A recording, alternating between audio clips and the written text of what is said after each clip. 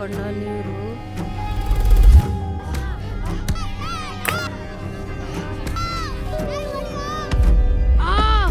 ಓ ಅದ ವಿಷಯ. ನಿನಗೆ ನಿಜವಾದ ಒಂದು ಕತೆ ಹೇಳ್ತೀನಿ ಕೇಳಿ. ಗೋಕುಲ ಅಂತ ಒಂದು ಊರಿತ್ತು. ಅದೇ ಊರಲ್ಲಿ ಒಬ್ಬ ಬಂಗಾರದಂತ ಹುಡುಗ ಇದ್ದ. ಅವನ ಹೆಸರೇ ಕೃಷ್ಣ ಅಂತ.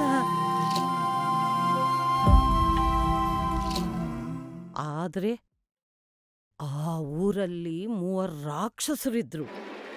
ಆಗಾಸುರ, ನರಕಾಸುರ ಮತ್ತು ಕಂಸ.